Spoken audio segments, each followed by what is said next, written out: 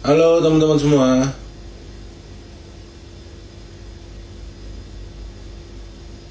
apa kabar teman-teman?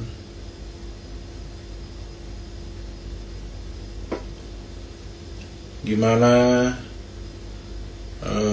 marketnya? Kayaknya kalau kita lihat ya dari reaksi Dow Futures setelah kan China kan dikabarin akan dikenakan additional tarif up to yang 200%. Sebenarnya nggak nyampe segitu teman-teman, tapi kan ini up to. Market ini sebenarnya udah nggak terlalu bereaksi dengan China misalnya dikenain tarif tambahan dan lain sebagainya ya, karena ya udah let's say kena dari 100% jadi 200%, yaitu the additional tariff itu kan naik 2 kali lipat ya, tapi memang ya itu udah nggak matters lah, karena sekarang yang tinggal ditunggu oleh market ini adalah apakah US-nya ini mau mengalah apa tidak teman-teman. Karena kan dari China-nya sendiri mereka udah bilang bahwa mereka tidak akan bernegosiasi dan deal dengan US kalau dealnya itu kalau US-nya itu nggak respect ke China ya. Jadi kan Donald Trump itu sempat mention ya, ini bolanya ini yang butuh itu sebenarnya China lah, lebih butuh dengan kita. Yang awalnya mereka nggak mau even bernegosiasi, sekarang bilang ya udah kita mau negosiasi, tapi ngomongnya juga China yang butuh. Jadi kalau kita lihat China-nya itu juga males lama-lama teman-teman. And kita juga melihat belum ada urgency ya untuk China ini harus buru-buru deal dengan US. Justru ya kalau kita lihat dari pergerakan US 10 years yield, dari pergerakan US dollarnya yang terus melemah dalam semingguan terakhir, ini sebenarnya US yang lebih butuh untuk biar bisa deal teman-teman ya. Jadi memang marketnya kalau dari sisi global dan regional ini sentimennya masih sama ya teman-teman, masih menunggu apakah akan ada deal, apakah US yang ngalah, apakah ini akan terus berkepanjangan dan lain sebagainya. Kalau untuk market kita sendiri kan semingguan terakhir market kita ini cukup positif ya. Itu karena ada beberapa hal teman-teman. Yang paling utama tentunya karena dividen dari big banks ya, dari Mandiri, BRI, BNI. Ini kan dividen-dividenan udah selesai semua ya, kumdetnya juga udah lewat semua. Sekarang berarti kan sentimen positif yang bisa menggerakkan IHSG dari sisi big banks atau blue chips itu udah berakhir teman-teman. Nah lalu sentimennya apa selanjutnya? Ada dua hal teman-teman ya sebenarnya yang ini mungkin bisa membantu indeks kita ya dalam mungkin nggak dalam waktu dekat, nggak secepat itu, tapi eventually ini something yang positif. Apa itu?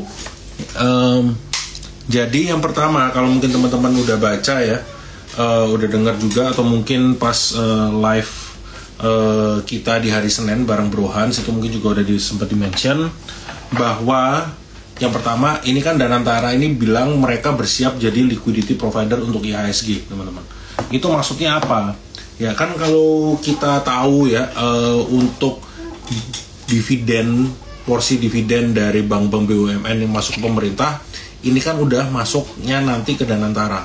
Ya mereka bilang ya itu nanti duit dividennya ini yang akan dipakai untuk berinvestasi dan membantu pasar modal, membantu likuiditas. Itu sangat positif ya teman-teman. Terus di luar itu ada bahwa yang dikatakan kalau teman-teman baca bahwa BPJS Ketenagakerjaan itu kan akan menambah porsi investasi di saham ya, porsi ekuitasnya, porsi equity-nya itu akan ditambah dari yang semula itu kan 5 atau 6% ditambah sampai ke 20%. Dan dana kelolaannya itu sekitar kan 800T, jadi kalau naik 14% itu ada sekitaran 110, 120, up to 120 lah T itu bisa masuk ke pasar saham dalam kurun waktu 3 tahun teman-teman.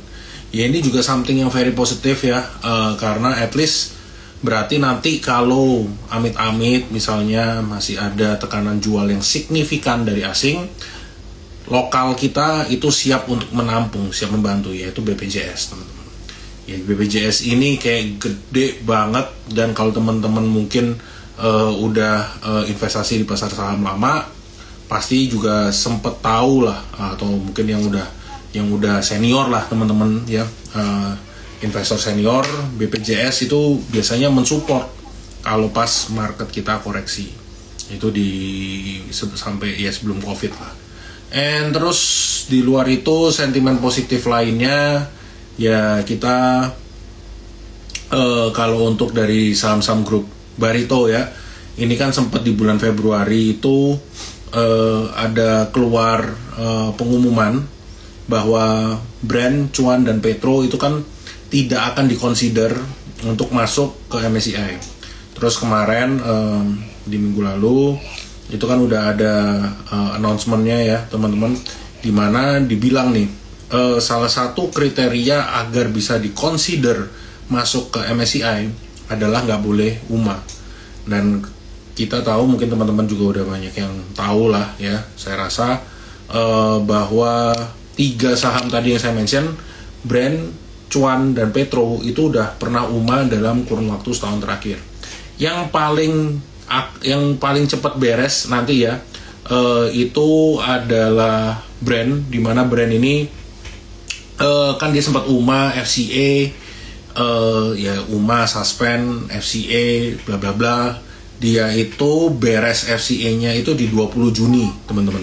Ya jadi memang kalau untuk MSCI yang bulan depan nggak keburu lah ya, ya nggak akan keburu, forget it teman-teman. Tapi nanti yang di rebalancing bulan Agustus itu sebenarnya Brent ini udah clear ya, di luar harganya harus mencapai batas minimumnya untuk MSCI. Kalau nggak salah Brent itu di sekitaran, biar bisa masuk MSCI itu di sekitaran 8.500, 8.900-an, di sekitaran segitu ya. Jadi nanti kan pas pengumuman itu di bulan Juli ya, itu udah clear tuh, selama dari sekarang sampai nanti bulan Juli Brent ini nggak kena UMA, nggak kena FCA, nggak kena suspend, dan harganya bisa mencapai harga batas minimumnya tadi, ada kemungkinan buat masuk ke MSCI teman-teman.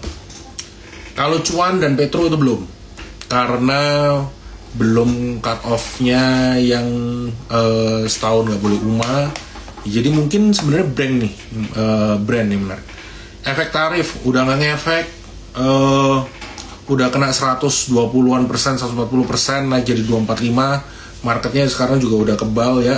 Ini sekarang ini tinggal sebenarnya US-nya teman-teman, yang mau ngalah apa enggak. Ini saya mau liatin ya yieldnya US.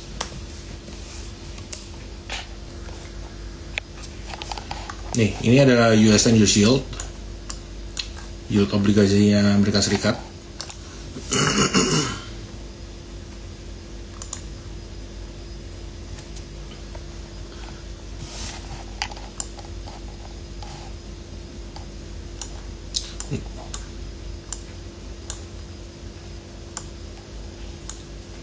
Nih, ini sebenarnya kalau kita lihat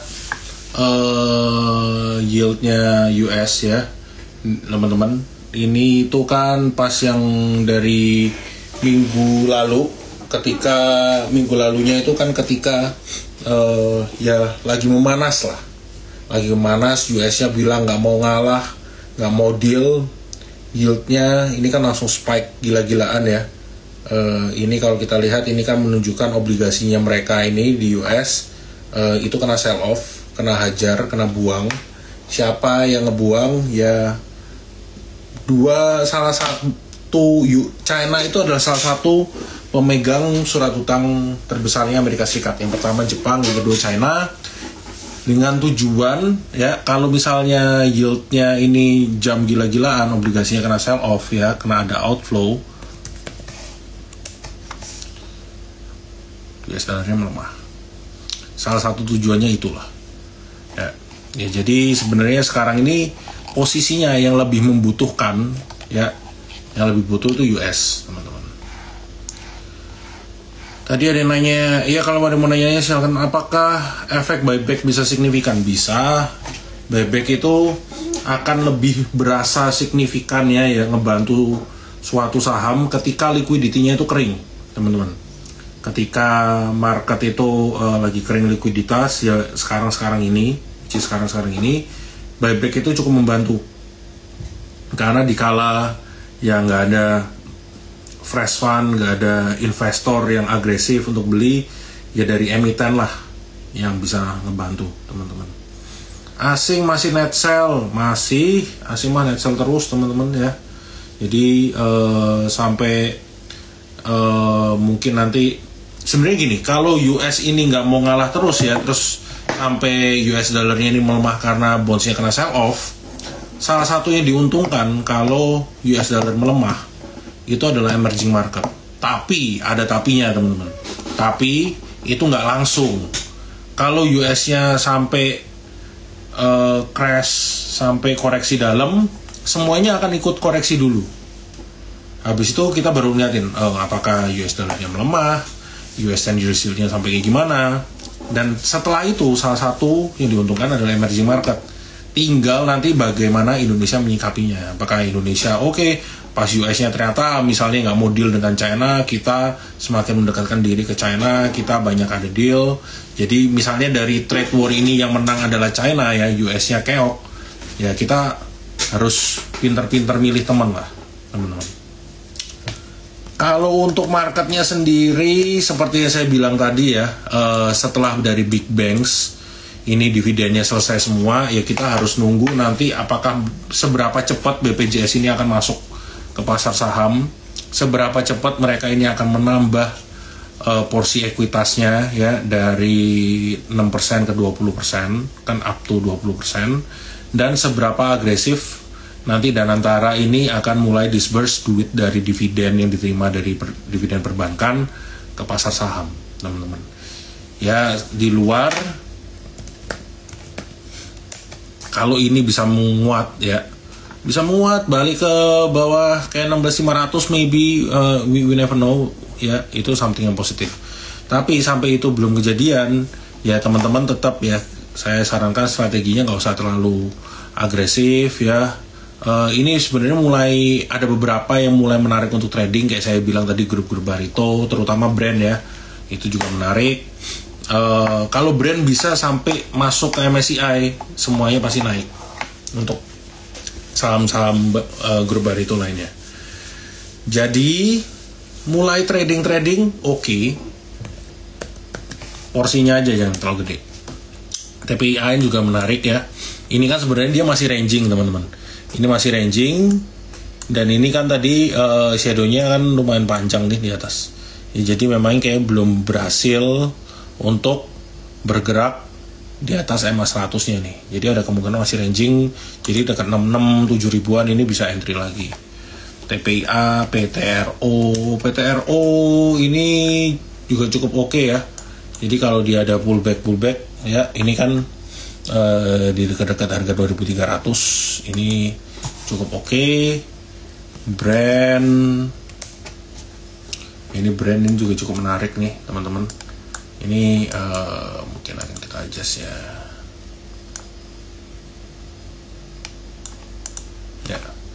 Ini kan low-nya yang terakhir di sini, terus dia mulai rebound. Ini udah mulai bergerak di atas sama 20-nya ya, tapi kan hari ini agak koreksi ya. Koreksi wajar lah, kan dia udah menguat beberapa hari terakhir. Ya, ini bisa lakukan buy on weakness, teman-teman, untuk brand. Salah satu yang menarik juga ya, belum kita mention tadi itu adalah soal tarif IUPK untuk perusahaan-perusahaan batubara yang izinnya IUPK, teman-teman. Ya, dimana kalau kita lihat itu kan memberikan efek yang positif ya buat ADI, buat Bumi ya teman-teman, dan juga buat Indi. Ini menarik ya. Kenapa? Karena kalau kita lihat ini kan tarifnya mereka turun ya.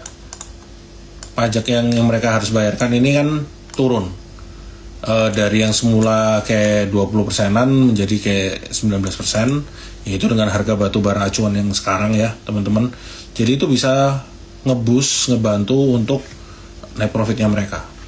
Indi, Bumi, dan Adi, teman-teman. Itu kalau untuk yang dari sektor batu bara. Itu cukup menarik sebenarnya.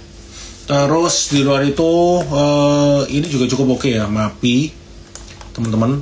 Kenapa MAPI? Ya seperti yang kita tahu, MAPI ini kan memang segmennya cukup yang menengah ke atas ya, dan yang menengah ke atas itu lebih kuat ya untuk daya belinya ya. Jadi pas ekonominya masih slowing down, MAPI ini juga masih cukup oke. Tapi perlu diingat nih teman-teman, waktu itu kan dia menguat, dia sempat ada gap, dan ini kan semua MA-nya udah mulai flat nih. Ini ada kemungkinan dia akan mulai bergerak sideways dulu. Bumi tadi udah kita jawab ya, ini untuk MAPI. Yang cukup menarik juga itu ini sebenarnya, Era. Kenapa menarik? Teman-teman tahu kan iPhone 16 kan rilis sampai antri-antri banget ya. Jadi apakah sebenarnya daya beli ini beneran melemah? Yes, melemah, tapi nggak di semua segmen sebenarnya teman-teman. Nih, jadi ini Era ini memang kalau kita ngomongin penjualannya iPhone 16 ini kan berarti baru nanti kelihatan di earnings untuk kuartal kedua ya teman-teman. Tapi ya market udah mulai nge-pricingin kan itu, karena kalau mungkin teman-teman ingat iPhone 16 itu kan sebenarnya udah dirilis di luar negeri itu tuh di akhir tahun lalu ya. Jadi di kita baru masuk sekarang. Jadi akhir tahun lalu iPhone 16 nggak masuk, itu penjualannya Era itu dibantu dari masih iPhone 15 teman-teman. Ya sekarang ini udah ada iPhone 16 ya, ini something yang cukup menarik untuk di watch ya, itu Era. Terus yang juga cukup oke, ini dari sisi teknikalnya ya, ini juga cukup menarik nih.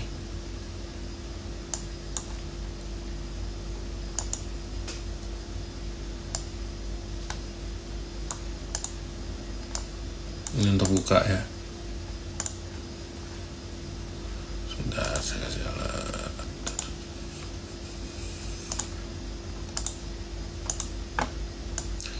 Nah ini juga cukup oke ya. Ini kan udah mulai flattening. Ini sebenarnya area buy-nya di dekat-dekat 120-an ini, 122 sampai 127, terus dia agak rebound. Pas menyentuh situ, di sini menyentuh lagi juga rebound. Jadi kalau koreksi ke level-level segitu bisa melakukan entry lagi, buka. Ini juga cukup menarik, masih SCMA. Ini pergerakannya mirip-mirip ya dari buka dan SCMA tadi, teman-teman. Ini kan juga dekat-dekat area buy-nya. Dan ini kan kalau teman-teman lihat, ini kan masih bergerak di atas EMA 100-nya ini. Jadi juga cukup menarik. Terus selain itu, banking-bankingan tadi kan sudah. Blue chips yang lain sih sebenarnya nggak ada yang menarik, teman-teman.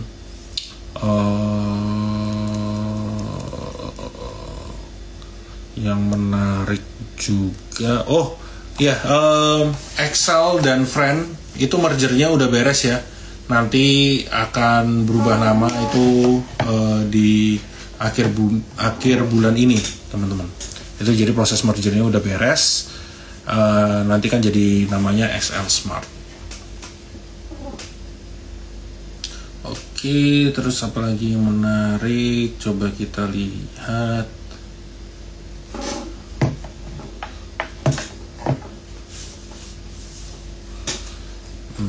BRPT-nya belum, tadi naik BRPT ya. Ini BRPT juga cukup oke ya.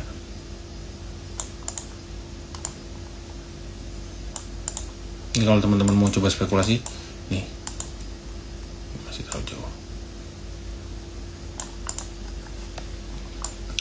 Nih teman-teman, ini kan area supportnya ya. Ini kita bisa pakai area supportnya di sini. Dan ini kan MA-nya, ini belum berhasil break, baru hari ini berhasil break nih teman-teman. Kalau ini dia berhasil bertahan di atas MA 20-nya, ya mungkin dia akan mulai flattening, mulai akan bergerak dekat-dekat sini, di dekat-dekat 680 ya. Di area-area sini teman-teman bisa lakukan akumulasi nih untuk BRPT. Ya kalau, tapi sebenarnya kalau menarik ya disuruh pilih dari grup-grup baritonya brand lah. Brand sama Petro ya, itu juga cukup menarik. At least kan udah ada clarity ya, sekarang nggak boleh UMA biar bisa dikonsider masuk ke MSCI. Terus yang menarik lagi ya teman-teman, kalau ada yang mau ditanyain ya saham-saham apa silahkan.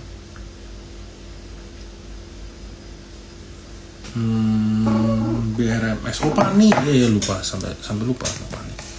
Pani ini juga cukup oke.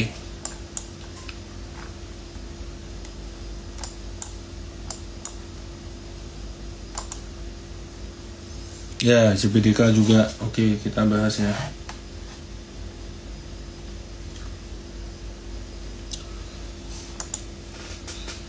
Ini kan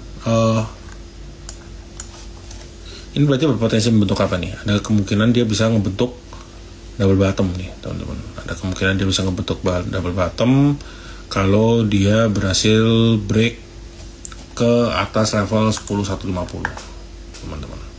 Ini juga cukup menarik nih, bisa kita watch untuk si Pani. Selain Pani tadi SMA udah, oh banking ya Bank Mandiri juga udah, Java, Excel, oh ya Java ini juga sebenarnya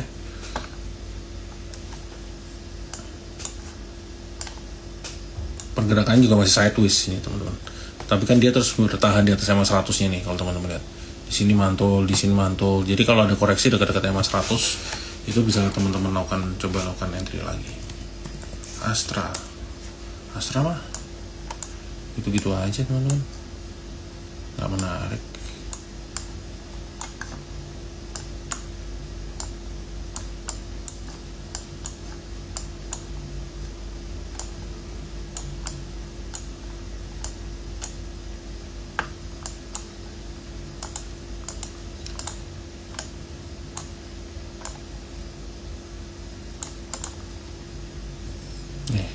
Ini tuh sekarang dia bergerak sideways teman-teman Astra. Ada kemungkinan ya dia masih akan bergerak ranging di area-area ini. Ini sebenarnya tadi udah kemarin kebentok resisten, kempes lagi. Ya kalau ranging gini sebenarnya yang enaknya ini bisa dijadikan sebagai area tradingnya. Di area-area ini untuk trading. Ini untuk Astra, CBDK.